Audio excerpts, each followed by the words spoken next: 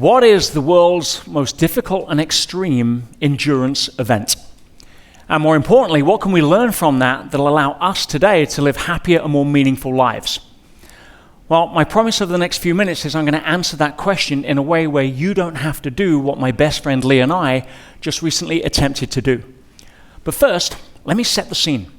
For decades, the gold standard in endurance was the marathon. 26.2 miles, 42 kilometers.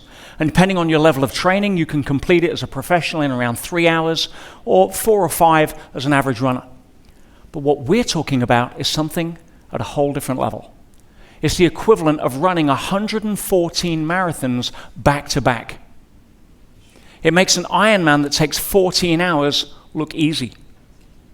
And if you take some of the extreme ultra races like the formidable Marathon des Sables, a marathon a day, back-to-back for 7 days across the Sahara, it pales in comparison. Arguably the toughest televised sporting event, the Tour de France, 21 days of grueling cycling across the Pyrenees, doesn't even come close. Welcome to the world's toughest row. A 3,000-mile unsupported journey across the Atlantic Ocean, sitting 6 inches off the water in what most people have described as nothing more than a beefed-up canoe.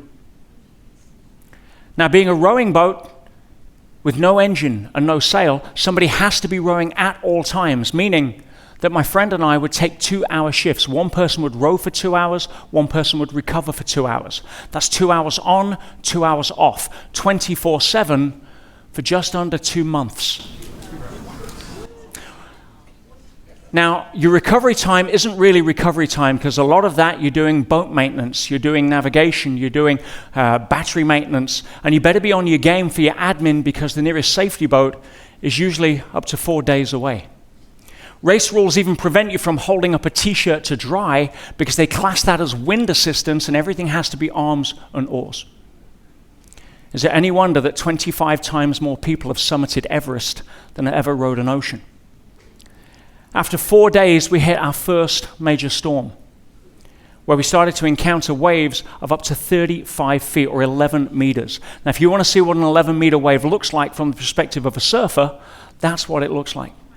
And we faced those waves day and night for 4 days, every 5 to 6 seconds. And at night, it was terrifying because you couldn't see which direction they were coming from. Now, you may be asking yourself, why would anybody in their right mind want to take on something like this? And for me, there was 2 answers.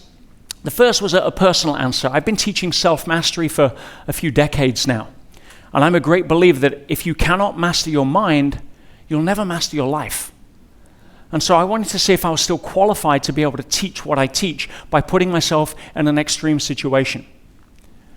The second reason, bigger reason, was closer to my heart.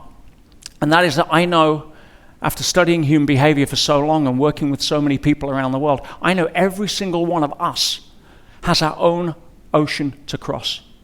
Every one of us faces our own row. And so what I wanted to do was share with you 3 things that we learned on our crossing that can help you face whatever it is that you may be facing either now or in the future. The first thing to understand is that there is a big difference between physical maturity and emotional maturity. See, we don't get to vote on whether we grow physically. And you can put as many creams on or take as many vitamins as you want. But I got news for you. 20 years from now, you're going to look different to you did 20 years ago. That's just part of the rule set.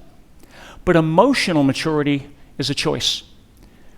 And one of the greatest days, I believe, in a human being's life on their journey of that understanding is the day that we wake up to realize that life is not a comfort-centric experience. Life is a growth-centric experience. Meaning if you're trying to avoid problems rather than expect them, you're going to have a tough time. Imagine it this way. Imagine that you were born an athlete, but you didn't know you were an athlete. And every time you got put in the gym, you would resist the workout. You'd have this personal trainer try to make you do press-ups till your arms hurt or run on the treadmill till you're going to throw up. You do everything you could to avoid being there or just do the least amount you could to tick the box to get out. If somebody said, hey, I know how you can cheat on your workout, you'd lean in and listen. But instead, if you knew that you were an athlete and you were born to get the gold medal, somebody says, hey, I know how you can cheat on your workout, you're like, get out of here. So you can take on challenges from two places, either the position of the muscle fiber. When it gets tough, you're sending messages to the brain screaming, stop, yeah, I'm breaking down, what are you doing? Or you can listen from the place of the athlete who's proud to bust out that last rep and get a personal best. Now, what does that mean when it comes to our comfort zone? Well, Lee and I were definitely out of our comfort zone from day one. And over the 7 days that followed, our bodies were protesting loudly at the extreme conditions, the lack of sleep, and everything that went with it. But after 7 days, I noticed something fascinating. And that is that the messages of the body started to just calm down. It was almost as if it was saying, hey, if this is what you're going to do, I guess I better toe the line. And that allowed me some insight into understanding that a comfort zone is not really a comfort zone. It's a familiarity zone.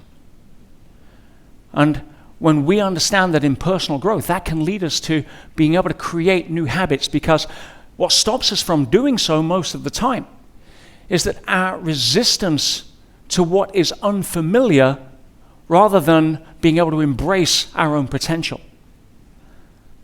What does that look like?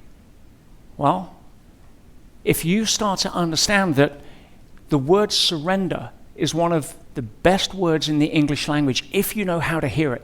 So if you are listening to it from a place of victim or complaining, you're going to hear surrender as giving up. If you're an achiever trying to control the uncontrollables, you're going to be able to hear the word surrender from the place of failure.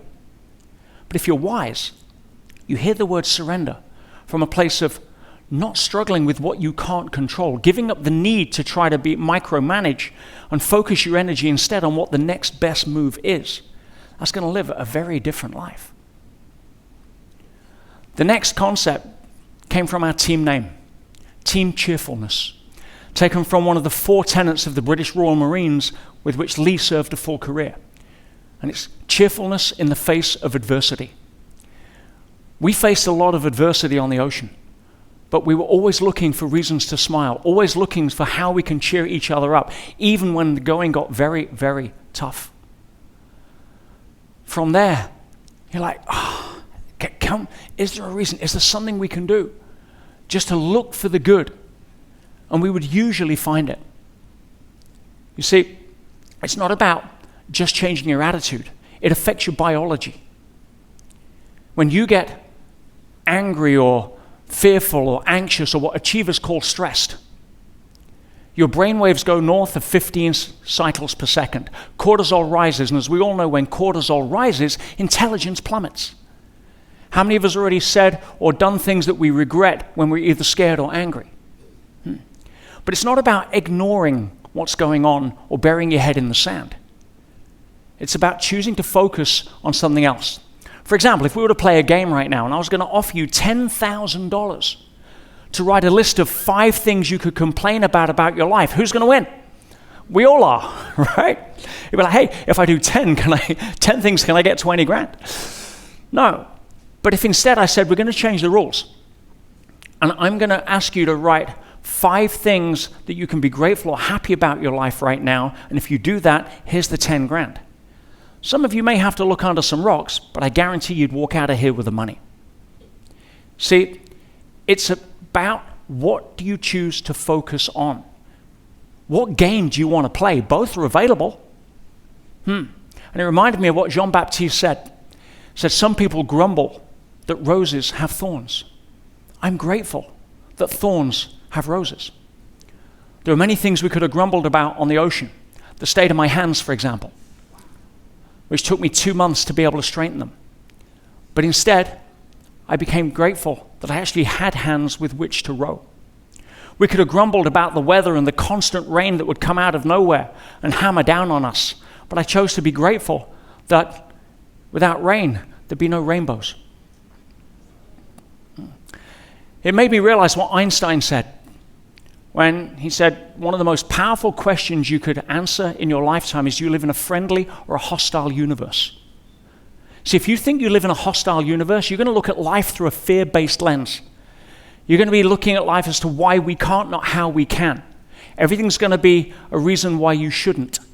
You're going to notice negative before positive. And if somebody leaves you in a relationship, you can say, well, clearly I'm no good, so they left me. But if instead you look at life through the lens of, I live in a friendly universe where things happen for me, not to me, you're going to see things differently. You're going to look for the silver lining in the cloud. And if somebody leaves you in a relationship, you can go, well, thank goodness they left, so they made room for somebody who's right. See, what Einstein was really leaning to was something more profound. Because the reality is, my friends, that we don't live in a friendly universe. Nor do we live in a hostile universe. We live in a self-reflecting universe. Two men sat behind prison bars, one saw mud, the other saw stars. Are you being punished or prepared? Are you upset and stressed because you've got to pick your kids up from school and you're busy? Or are you grateful because you get to pick your kids up from school? A dream a lot of childless parents would love. The third and final lesson I want to share with you is something we had to learn as well. And that is to be able to make peace with death. The night before the race, Lee's sister-in-law, Laura, passed away of cancer, leaving her husband and 2 young boys under 10 years old. We wrote her name on the side of the boat, and we took her spirit with us. But it was a constant reminder that everything in the physical universe is subject to the law of impermanence, meaning that we all have a final scene in our movie. That is non-negotiable. What is negotiable is, what kind of movie do you want to star in? See, if you don't know how to make peace with death, you're going to go kicking and screaming into your final scene. But what if you thought that death was not the opposite of life, but death was the opposite of birth? After all, how do you kill a spirit? See, if you don't know how to reconcile that, you're going to walk around being afraid to die, but how it really shows up is in being afraid to live. 1,000 miles offshore in a raging sea, we had a vicious wave snap our rudder in half. That's a rudder made of carbon fiber, 6 times stronger than steel. And I had to go under the boat to try to salvage our position. I remember getting in, holding onto the grab rail with one hand for dear life, holding my only spare rudder under my other arm. And I was being lifted 2 feet out of the ocean and slammed 2 feet back under every 4 to 5 seconds. And at one point, when I had no strength left in my arm and I thought that was going to be it, and I'd swallowed more than enough seawater. The physical extreme was there, but I had this wave of calm come over me. It was like, if this is going to be the final scene, and I had the privilege of being able to choose the last words that come out of my mouth, I'd look back on this movie and say, wow, now that was spectacular. That is a movie I would pay to watch again. And what makes a great movie? Well, everything. You've got comedy, and you've got drama, and you've got heartache, and you've got romance, and you've got action, adventure. You've got everything. You see, nobody goes to the cinema and pays good money to watch James Bond rescue a kitten out of a tree for 90 minutes. You're not going to watch that movie again. But my invitation to you is, what kind of movie do you want to star in? Are you watching the news or scrolling anti-social media, being convinced you're a film extra in a big budget disaster movie? Are you going to start drawing a line saying, no, this is my movie and I'm the star?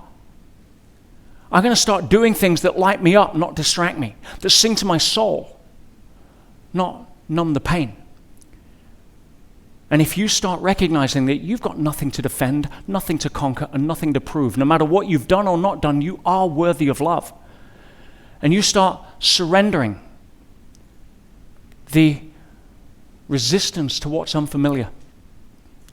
You start looking for reasons to think why life will work, even in the midst of adversity. And you start recognizing your own power. You will get to the end of whatever ocean it is that you're crossing. And I can promise you, when that final scene shows up, as it will for all of us, you'll be able to turn around and say, wow, now that was spectacular. Thank you.